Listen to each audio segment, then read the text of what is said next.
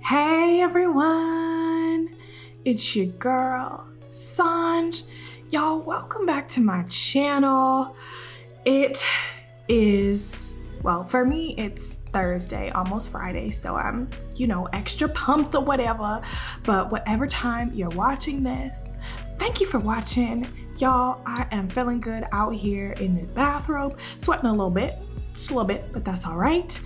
And today I'm going to be telling you about 5 things that have really been changing my life as of recent. And y'all, I'm legitimately excited about these 5 things. I wrote them down while I was supposed to be working, lol. But I didn't want to forget them, and I wanted to share it with y'all because these things have been wrecking me in the best way. And I think that they might be able to wreck you too. And by wreck, I mean like good wreck, like, you're shook, you're seeing positive changes in your life, okay? And with that, if you are new to my channel, hello! So happy to have you here. My name is Sanj, and I would love it if you come on back around. So go and hit that young subscribe button. Okay, I won't do the much, do the most with the invitation, but go on and hit the young subscribe button. I'm almost to 100 subscribers, y'all, which may not sound like much to some, but that's everything to me, y'all. Thank you so much for choosing, to want to see when I put things out or whatever. So yes, I said I wasn't gonna do the much, and I'm doing a lot right now. So we're gonna go ahead and just go on right into the video. And so with that, I have my phone here for notes so I don't forget. The first thing, y'all, that has really been changing my life right now is a show called The Chosen. And y'all, I'm not being paid for this, okay? This is honestly, it's been changing my life now. Y'all know I love the Lord, okay? Thank you, Jesus. Only reason why I'm here, okay, and looking relatively good, okay? Thanks to the good Lord, because this show, it's called The Chosen. It is about the life of Jesus, and it is so beautiful.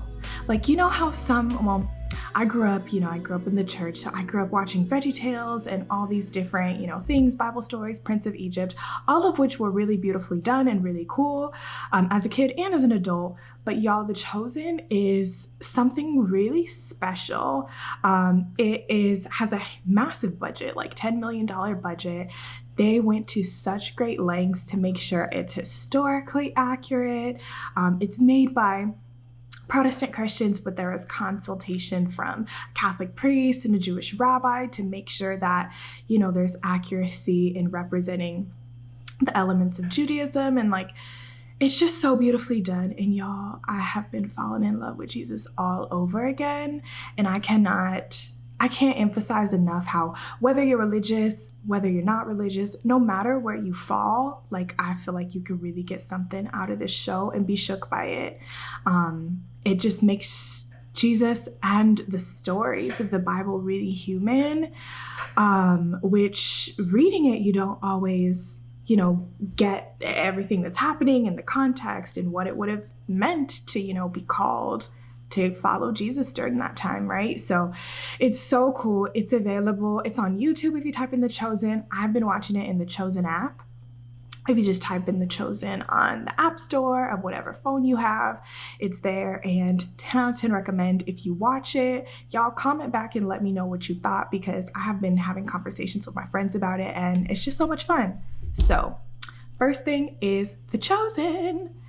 And okay, let me pull up my notes. Yes, okay. The second thing that has been changing my life as of recent, y'all, is not being on Instagram or Facebook. And if you've watched a couple of my other videos from this year, you know that I have not been on Instagram or Facebook all year, and this is 2021.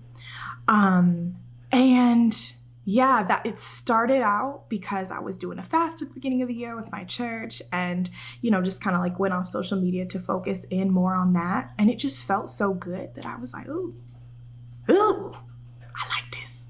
Okay. And honestly, it's been changing my life because I feel like I'm able to focus. I don't want to say focus on me in like a corny way, but I'm just like able to fall in love with where I am right now and who God has in my life right now and what I'm doing right now, as opposed to always looking at social media and feeling like, I should be doing something different, or where these folks getting all this money because, I'm over here at home or they over here, in Jerusalem or whatever.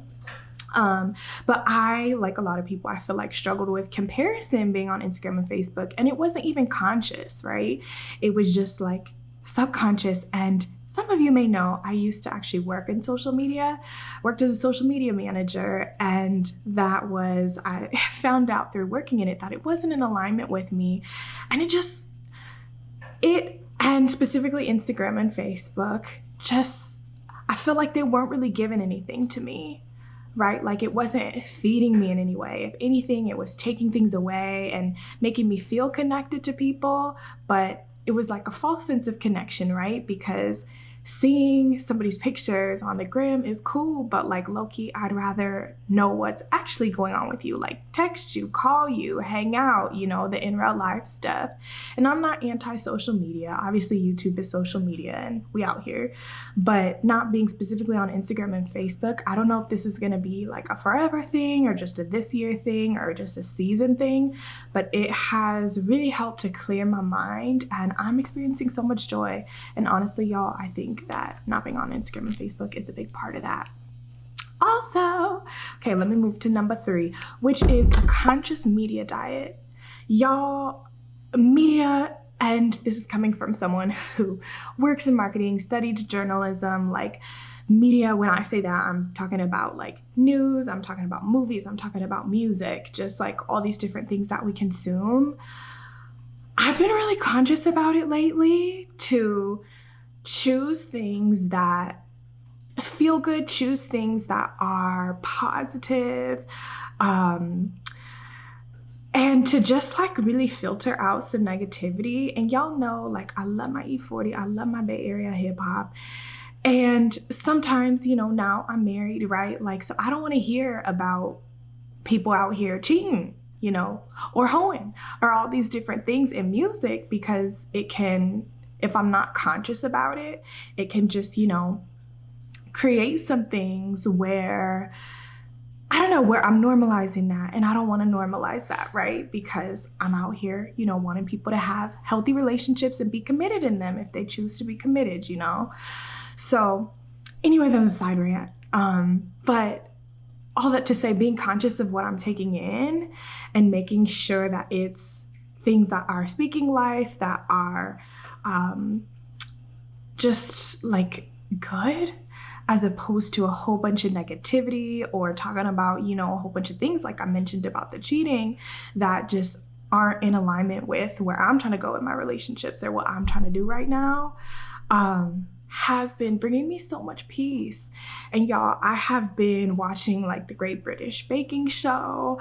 I found some movies. I watched how Stella got her groove back the other night, and that was really fun. But I've just been intentional of like, when I'm listening or watching something, seeing how my stomach reacts, because my stomach a lot of times tells me how I'm feeling. And if it's feeling tight, if I'm feeling anxious, if I'm feeling triggered by the content, then I'll just shut it off. And that has also been bringing me a lot of peace. So I would highly recommend that if you're not doing it already. Like if you're looking for a relationship, don't listen to a whole bunch of songs about breakups, right? Like, because it doesn't match where you're trying to go. Or if you're in a healthy relationship, don't listen to a whole bunch of stuff or watch a whole bunch of stuff about, relationships falling apart, because that's not in alignment with what you're trying to do.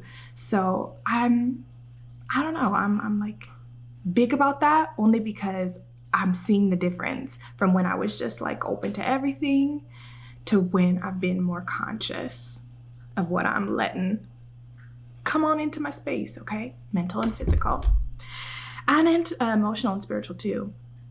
And so with that, let me move to number 4. The 4th thing that has really been changing my life as of recent is stopping grinding. And I'm not talking about, grinding at the club, y'all. I haven't been at the club. And, I just grind at home with the hubs. But I'm talking about grinding like work grinding.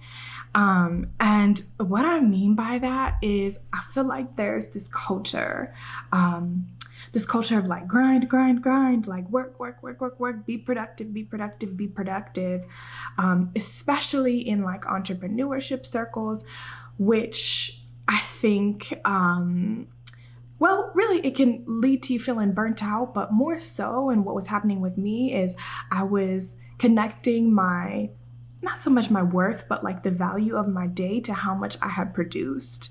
And that runs contrary to what I believe the Bible says about things, which is, we out here, we're supposed to work hard, work diligently, work as if we're working for the Lord, because we are. But the Sabbath and the concept of the Sabbath in terms of resting, like that is something that is important, like super important in the Jewish culture in the Bible. And I feel like that's still relevant in terms of like rest is not something that has to be earned, right? Like rest is a part of life. It's something to prioritize. And so I've been doing that, not so much by like setting aside, a specific day, but just like integrating rest into my days. So for example, if I'm like going hard on assignment to meet a deadline, afterwards, I'll just kind of like push away from the desk, maybe drink some water, take the dogs out, but that's maybe like 5-10 minutes, but I'm like resting in that as opposed to waiting till the end of the workday or the end of the day to rest or to sleep. I'm disconnecting rest with sleep, because you can rest without sleeping, and just like make it a lifestyle of like work hard and know that like rest is your birthright too. So yes, y'all, that has been a game changer. And the last thing that has been changing my life as of recent is using oil as a moisturizer. And some of y'all may have already been on this for years. Shout out to you. I respect it. I used to not understand how people could use oil as a moisturizer because I was using heavy lotions. I have naturally dry skin. So, I was out here putting thick, like the thickest of the thick that I could find for it. And Adam actually was like, babe, you ain't got to do all that. I was like, babe. Anyway, it was this thing where he was like, you can use oil works. And he had this oil called Africa's Best. Anyway, I have been using oil, specifically sweet almond oil, the Africa's Best when we can find it at Walmart, and coconut oil as my like daily moisturizer. Have not been using lotion. Probably the last time I used lotion, it's been at least 6 months. And I was doubtful that it would work, but it's been working, and I feel natural in terms of like, I know what I'm putting into my skin and where it comes from. The caveat is that you have to do it like pretty much every day, as opposed to, with the lotion, sometimes I could get away with, going a couple of days, okay? With oil, you can't really do that. You have to be regular with it, but that has been really cool. And it's been, let me show my collarbone a little bit. I feel like it's been giving me like this really healthy sheen, but overall it just feels, I never had a problem with lotion, but it feels a lot more natural. And I like that because I feel like I'm controlling what's coming in. And with that, y'all, I'm hot. My underarms are going, so I'm gonna go ahead and end this video. But I so appreciate you watching. Yeah, let me know. I'd love to know in the comments, like, what things have you shook right now? What is changing your life? Let me know.